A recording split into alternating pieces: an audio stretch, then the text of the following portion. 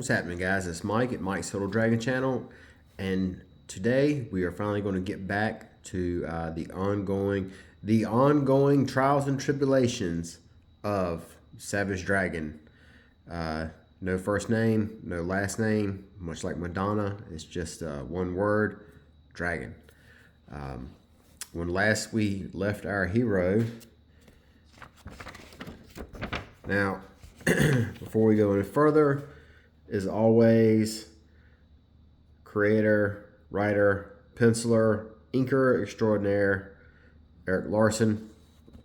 So this issue here, this is kind of still dealing with a lot of the fallout from the death of Overlord. This opens up with this guy here. He's a cab driver, and he's kind of out and about on the streets of Chicago.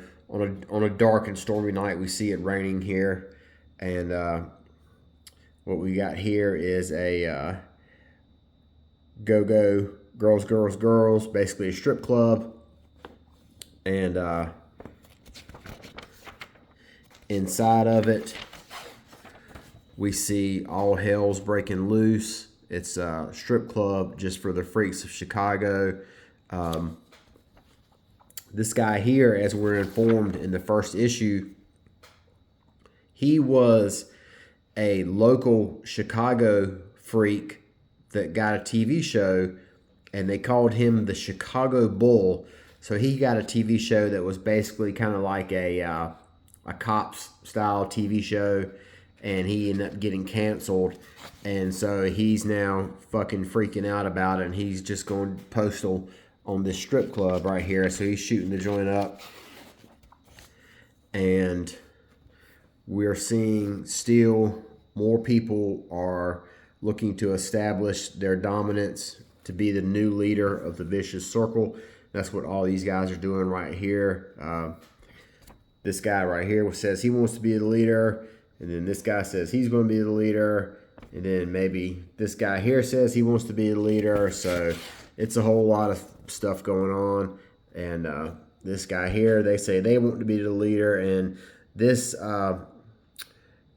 these two are known as Furious George, and this is his brother, Raging Woody.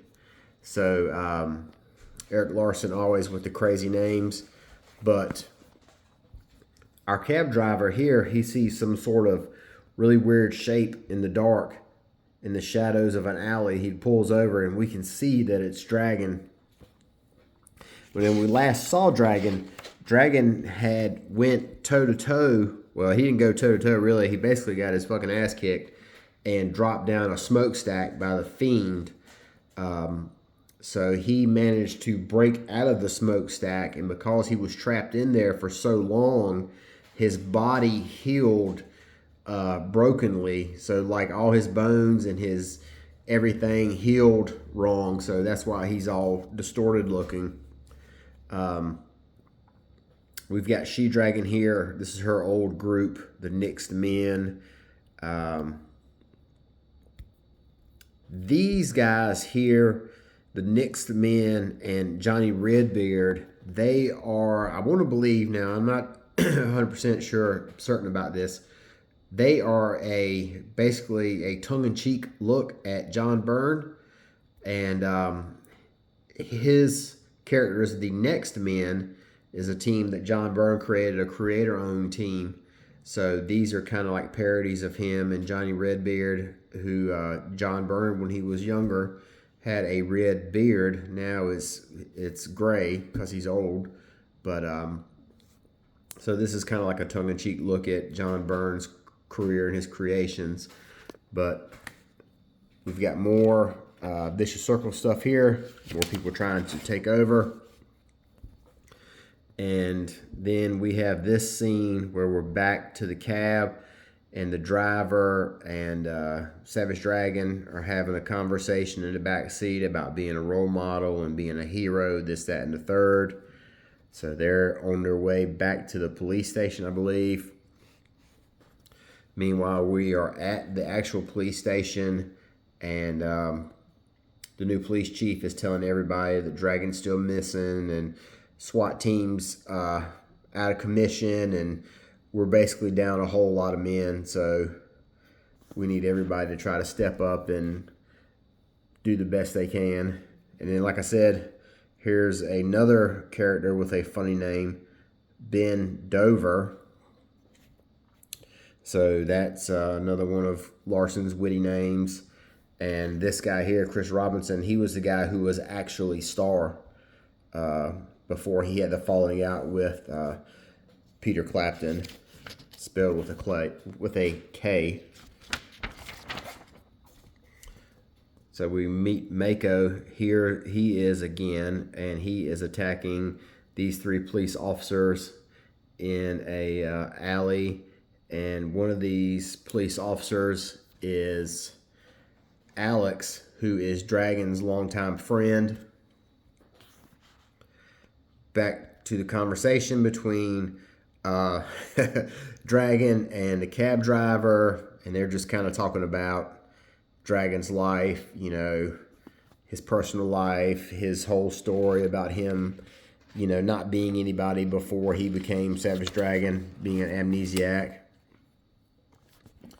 We've got some more characters. Super Patriot, right here, his two kids, Liberty and Justice. They're helping to fight criminals. And we see Mako has Alex cornered, and the origin for Mako, which is super good, is I wasn't much of a looker before the accident and getting mauled by a shark at ground zero. So he was a shark attack victim at ground zero of a nuclear explosion. So that's kind of different. So just when it looks like he's about to eat Alex, Dragon shows up, and this is how distorted he looks. You know, you see his ribs are poking out because his flesh is healed over it. His fingers are all healed wrong. His legs backward. His jaw's broken. So he gets a drop on Mako, starts beating the hell out of him, but it's not long before Mako turns the tables because Dragon's so hindered by all his broken arms and everything. So Mako just basically beats him unconscious. Then we cut back to She-Dragon here with Johnny Redbeard. And basically Johnny Redbeard is talking about he wants to take over Chicago. So we've got that going on. He's now entered the conversation for taking over the Vicious Circle. Dragon finally comes to. He's on the table, the doctor's operating table. We see Mighty Man. I'm going to break every bone in your body. So that is a wrap up to issue number 24. We have the much ballyhooed Savage Dragon letter page. Still undefeated in the year 2025. Still no letter page can come close to topping this. So that was issue number 24. Issue number 25. Now this, they had two covers for this. This is the Jeff Matsuda cover. The other one was a Larson cover. I don't know if I have both, but this is the one that I ended up grabbing. This is a double-sized issue. Double-sized issue for only $3.95. Boy, those were the days. This one has two full-length stories in it. For the purpose of this video, we're not going to cover the second story because it is not in continuity. It is kind of a side story. It doesn't have anything to do with the main storyline. But anyway, this one, Dragon wakes up on the table and he thinks that Mighty Man's beating the hell out of him because he's under control by somebody. We see Mighty Man just breaking and beating and pounding on the Dragon. And really what he was doing was he was breaking the Dragon's bones that had healed improperly so that the doctors would be able to set everything so they could heal correctly. And then we got this guy here. This is the guy who's on the force that hates the Dragon. So watching Mighty Man beat the hell out of him, he's getting his cheap thrills here. cab driver guy still hanging around. We've got more Johnny Redbeard stuff.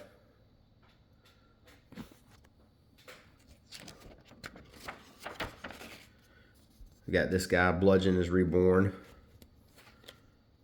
Rapture shows up to see Dragon, and first thing she says, I missed you. You're gone for the holidays. I could use some good stuffing. Stay classy, Rapture. Never change. Then Rapture tells her she wants Dragon to move in with her. She tells him basically to think about it.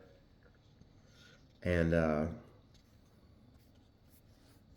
we have, I want to say this guy's name is Brainy Ape or something like that. He's basically pitching he's basically throwing his hat into the ring for leader of Vicious Circle.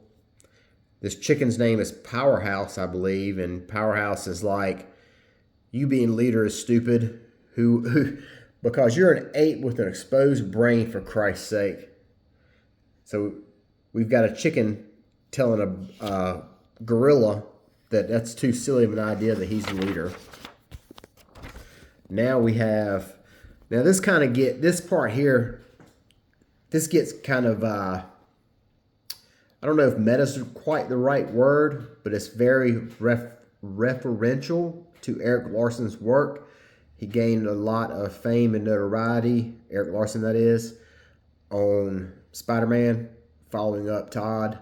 So the one police, no wait, she's not. Well, it doesn't really matter because all of Erik Larsen's women really look like Mary Jane for the most part, until he started drawing them all looking like underage youngsters.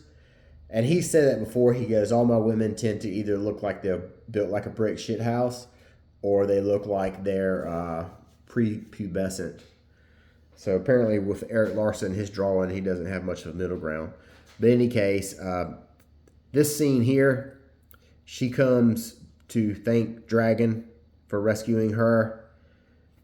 And Dragon points her and says, no, it wasn't me. Star's the guy you need to save. By the way, Peter Clapton right here, he's really Star. And Dragon's kind of like, or not Dragon, but Peter Clapton is like, don't expose my secret like that.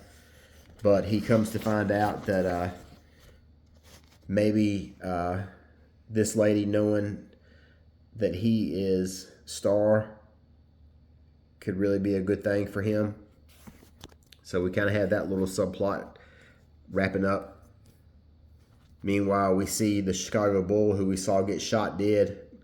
He's been cut, his head's been cut off, and they carved him up and served him as a burger right here. Man, it's a great burger. I've never had anything like it. It's called a Newcomer Special. So we see the police attempting to handle some of these freaks, and former man in the uniform, in the Star uniform, Chris Robinson, he's trying to help out the best way he can. But obviously they're just people, so they can't do so much. And as Alex informs us right here, Phil's in bad shape. He's missing half his guts and a piece of his leg's been cut out. We got a group of fresh young recruits, and 3 of them are already MIA. Dragon, we need you to hurry up and get better. Dragon's laying there in a full body cast. He flexes. The cast explodes. So now he's ready to get back into action. We visit this prison cell here. And this guy says, let me show you where we store some of the weapons. We've got a lot of impressive stuff. And this guy here is some sort of bureaucrat. And we have what looks to be some sort of jailbreak going on. And it's Arachnid, who we know from the initial Savage Dragon miniseries. And he says he is tired of old meat. He wants fresh meat. And this guy here, oh God, no. I'm going to Stormwatch. Leave me alone. Help. No. And we see this big ominous cry here. So Dragon's back on the force. He's strapped up, ready to go to action. But however, we have a new captain here, Mendoza. And he tells Dragon, I've got a job for you right here. You're staying, you've got desk duty. You're a desk jockey until something else comes up. So instead of putting Dragon right onto the streets, he put him pushing pencils, all alliteration aside. Now, previously, when they had this other scene with Amanda Mills and Peter Clapton, you know, I had said that she looks like MJ. And this scene right here is basically a panel by panel recreation that Eric Larson himself drew in, I don't know if it was Amazing Spider-Man or regular Spider-Man, but it's the same thing. Mary Jane is in the house. She hears a crash, and Spider-Man is laying on the floor. Pete's laying on the floor. And it's the same thing. She yells out Peter, but this time it's Peter Clapton, not Peter Parker. So this is a little bit of Eric Larson referencing his own work, previous work or whatever. So that was, and then this next story here, this is the backup story that we're not really going to get into. So that is issue number 25 of The Savage Dragon. Double-sized issue, 2 full-page stories. So we finally see Dragon is back on the force after being on the shelf for so long. And the first thing that happens is they stick him back on pencil duty. So you got a lot of, basically you've got war in the streets of Chicago with the Freaks trying to come up with a leader. And that is where we will leave off for issue number 25 of Savage Dragon. So until next time, we will talk to you guys later. Take care, have a good day, and bye-bye.